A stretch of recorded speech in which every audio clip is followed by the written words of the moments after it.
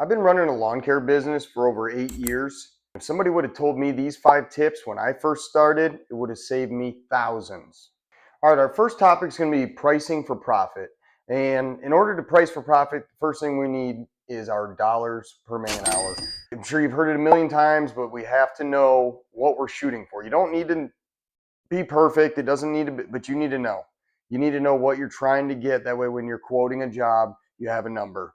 You need to know what you're shooting for. So if you want to entry level guys, first time starting out, still got a part time job, whatever it may be, you're hustling, you're trying to take jobs, you could come in there at $40 to $50 per man hour. You got two guys, you need to double it, 80 to 100 per hour, things like that. But know what you're looking for. That way, when you go into a job, first thing, you're not going to know how long it takes you, but you can kind of get a better idea. So you look around, okay, this could take me this long, this long. I got two guys, I got this many hours. Gives you a good baseline to quote where you don't look like a fool throwing in quotes that just are out of nowhere.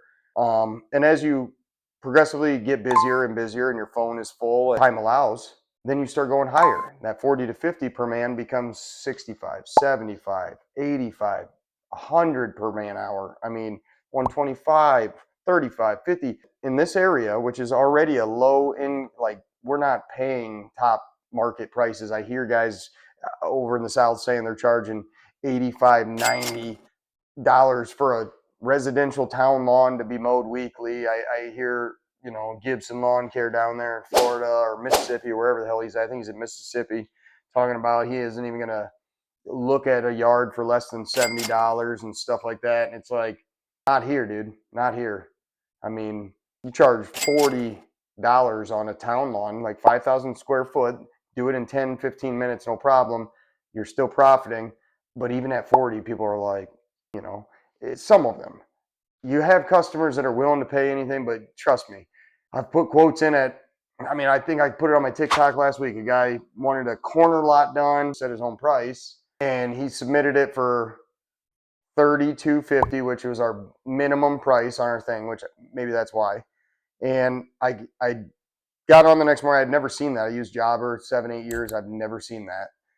So I got on the next morning. I countered it. I deleted, his price that he put in there, and I sent back, actually, we would do that corner lot for $35 plus tax, $37.50 after tax. That is, I mean, I think I would get laughed off the street on the internet for charging $35 for a corner lot. But either guys are lying on the internet or our area is different. I'm not quite sure. But if you're getting nothing with the twos, don't do no 20s, nothing down in there. But if you're getting 30 and up, it's all about how long it takes you and your route density, which is going to lead us to our next one, which is route density.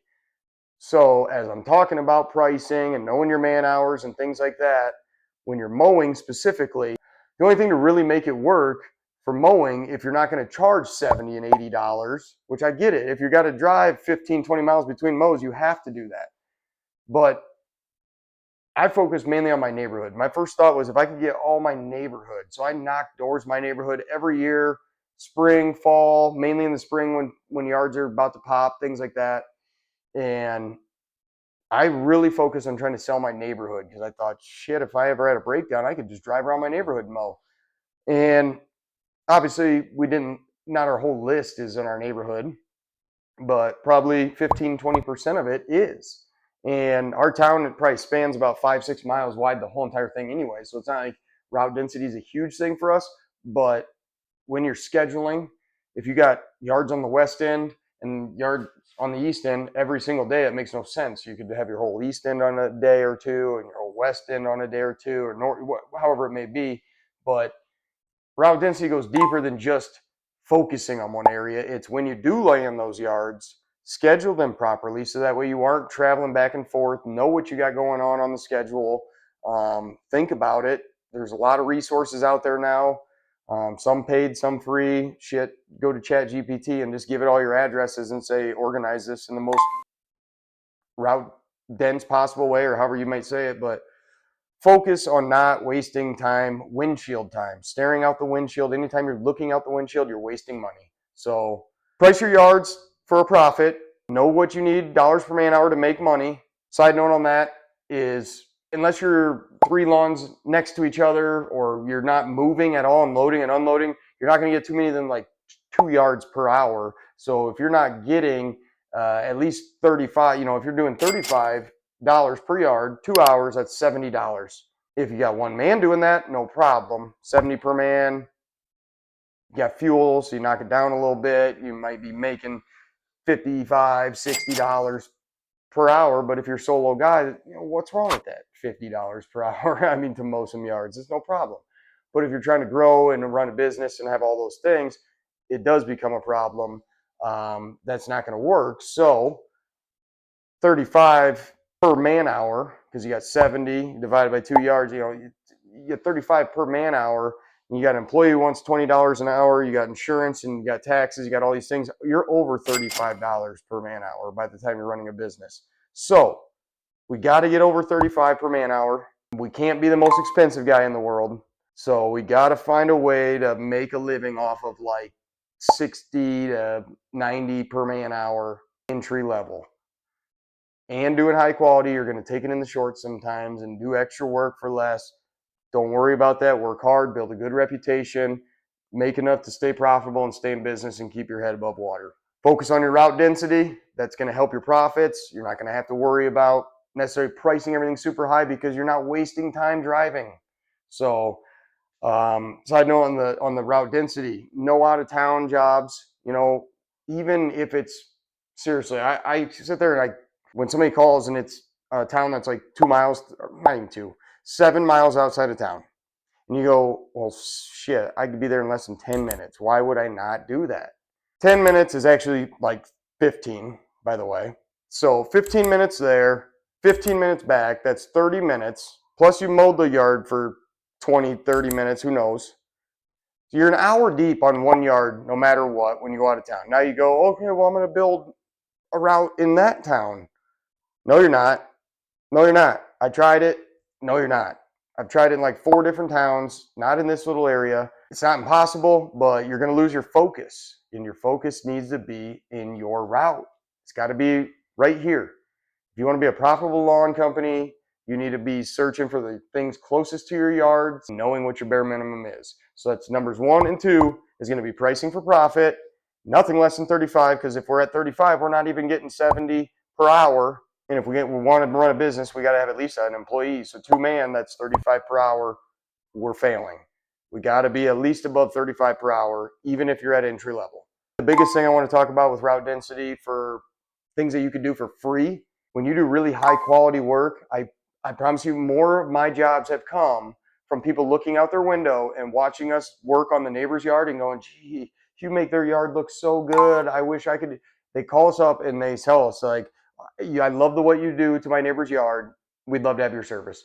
That's the majority of our clients have come that way. So always be thinking of what I call the window shopper. Your client might not be home.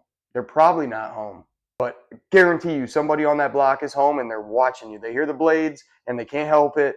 It's like the tool man. What's the show? It's like the neighbor on Home Improvement when he just peeks his head right up over that gate and he just has to. They can't help it. So always be wary of that.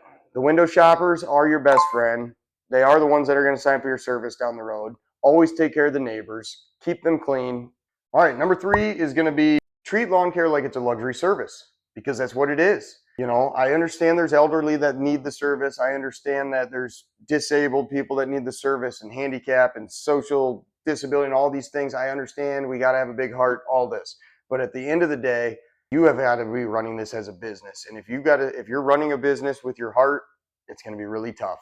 You need to understand that this is a luxury service.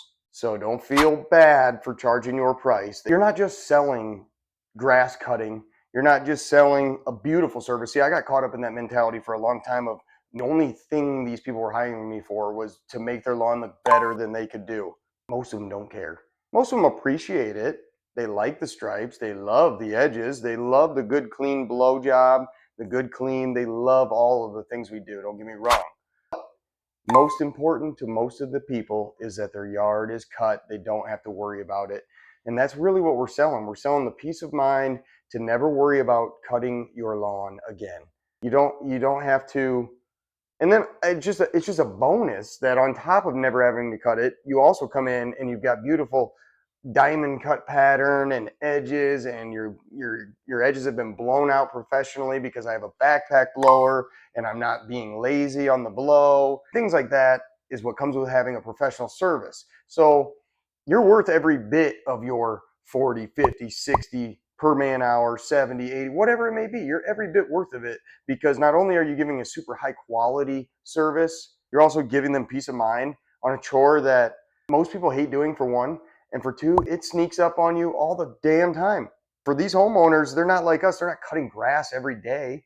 So they're working their normal lives. They're out doing their thing. They come home and all the grass is getting there, but I'll get it tomorrow. And it's getting there and it's getting out. Next thing you know, it's out of control.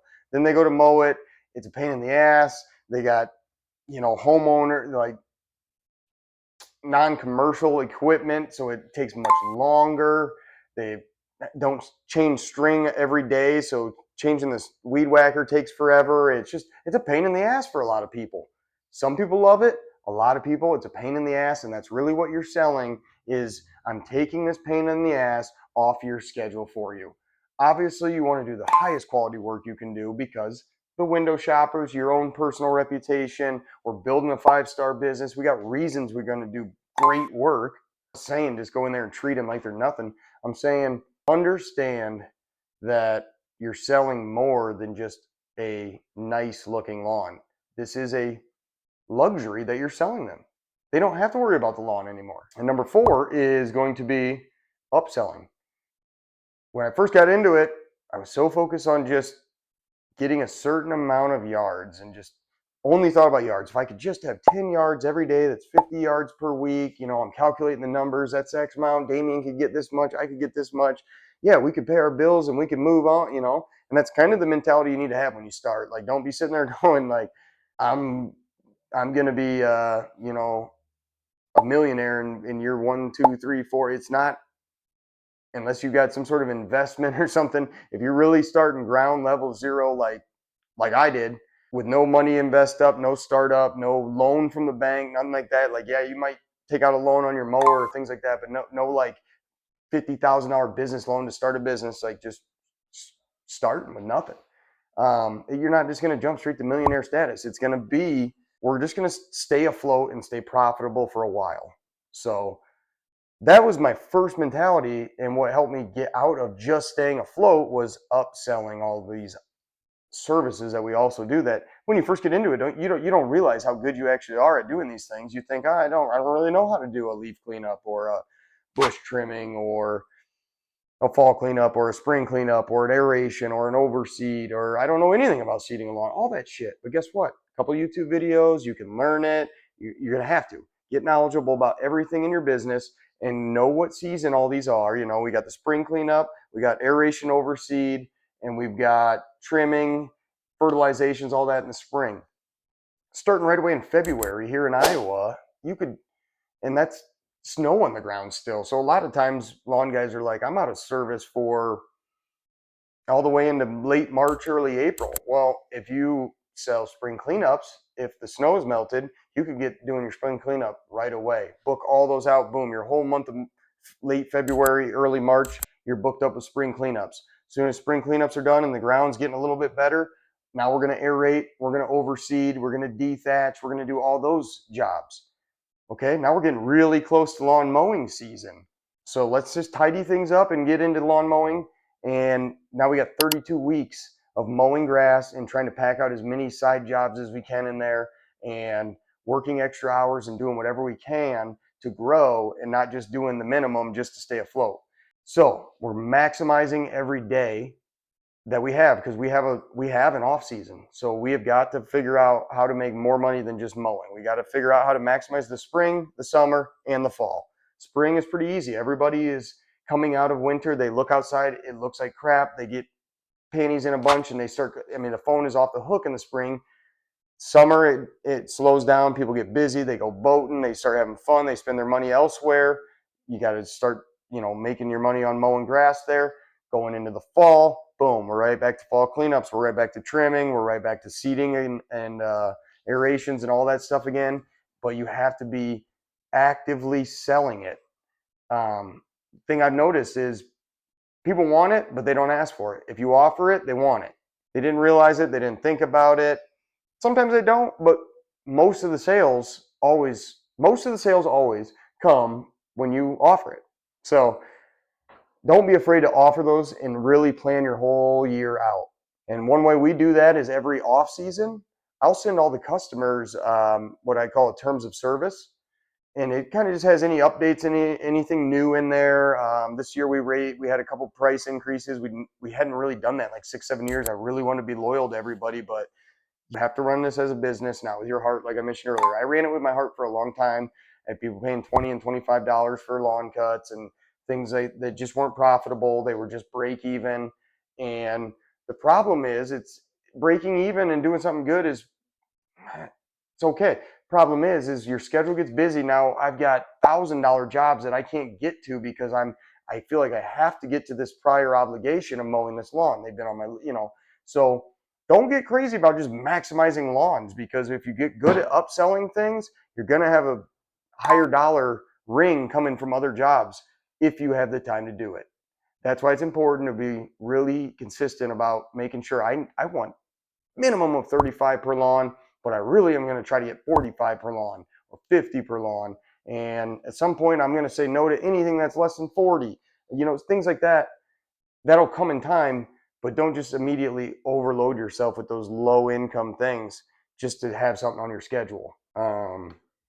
So in those terms of service, we always list out every service that we have in the spring, in the summer, in the fall. We list out everything that we do, and we put like a checkbox on there, and I mail it to everybody, print it out, mail it, handwritten, please mail back on the outside. And I say right in there, people read it. Most of the time they're interested. They read it, and then they can check off any service that they'd like to have done. And guess what? This was one of the first years I did that. And I had so many customers that I've had for years just mowing their lawn, and they checked off, I want a spring cleanup, I want an aeration, I want an overseed. I'm just like, I wonder how long they would have wanted this, and I never even offered it. So I was cheating myself, I was cheating them. Upsell your jobs, don't feel bad about it. They want the work done. They just didn't know you had the time. Our fifth point is going to be not to drown in debt by buying all the newest, nicest equipment. Your truck and your trailer, they just need to get you there. You don't want to be breaking down and dealing with repairs and things like that.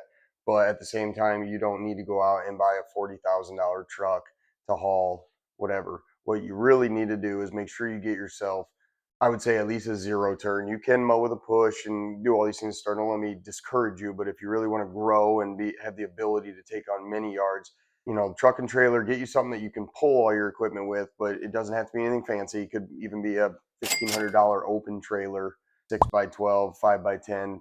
It doesn't really matter. Something small, it really doesn't matter. I've seen guys, I've seen guys put a hitch on a minivan and pull if you're really that, about it. So how you get to the job site isn't as big of a deal in the beginning as the equipment that you're going to use on the job site. So what I would say is get yourself a zero turn. It doesn't have to be commercial. It doesn't have to be a $15,000 mower. It could be a $5,000 or $6,000. So you probably don't want the $2,000 or $3,000 really small aluminum decks. You're going to want the welded deck at least. But get a zero turn. A $5,000-$6,000 zero turn. A lot of times they got Toro or whatever dealers are around you. They'll have 0% interest, zero financing, all this jazz where you pretty much put nothing down, pay zero payments for, I don't even remember how many months it is, and essentially the mower will be paid off before you even have to make a payment on it. Like it's pretty wild. They'll do like 60 months on some of these things. They get, you can get a $5,000-$6,000 mower down to $200 payments. So don't be afraid to go and look at a zero turn and get yourself a nice piece of equipment to get growth. Something that you can mow these lawns quickly and be profitable. That's the name of the game. If you're out there push mowing yards, you're going to be losing money. So just invest in a zero turn. The other big one that I would say is the backpack blower and the string trimmer. Got to have something good to weed whack. You don't need the edger right away. We didn't have an edger right away. We just weed whacked. Actually, I think we're the only company in this town that has an actual edger that edges the sidewalks. Everybody else just runs the weed whacker, maybe occasionally flip it upside down and do that. And that's okay to do once the edge is established. Anyhow, I'm going down a different road.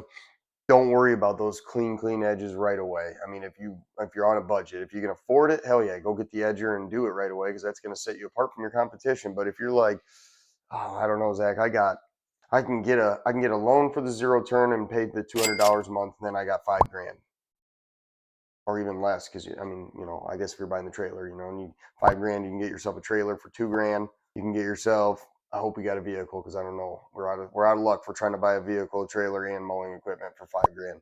But you can get a trailer. You could get don't go cheap on the backpack blower or even on the blower. I mean, this thing right here, it'll work. Don't get me wrong, it's great.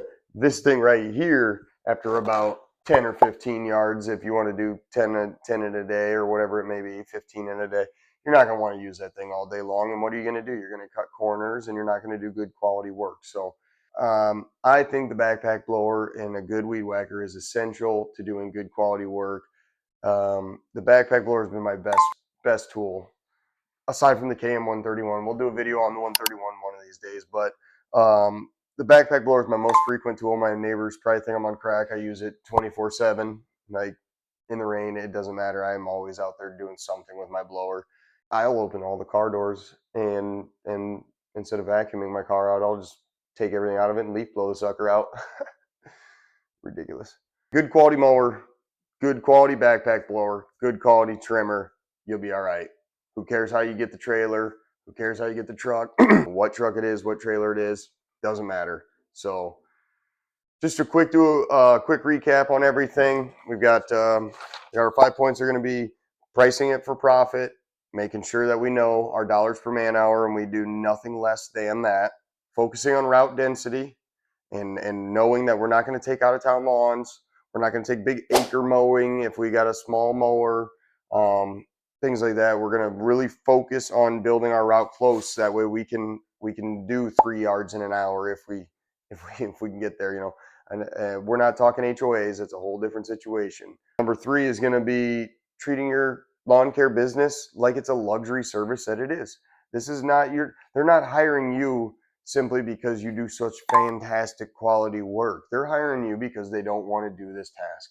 They don't want to mow, and they don't want to have to worry about mowing. Number 4 is going to be upsell cleanups, aerations, and fertilizations. Spring, you've got your aerations, overseeds, all that. I would study the test and start getting into fertilization and weed control as well. I mean, you don't have to do it this year. Obviously, you got things you're investing in. If you're watching this video, you're starting out and you're investing. But start studying it, know it. When you're ready, take the test, get certified, set yourself apart. Just like that edger I was talking about. Do something to set yourself apart. And then number 5 is don't drown in debt. This is a pretty low entry cost business to get into. You don't need the best of the best.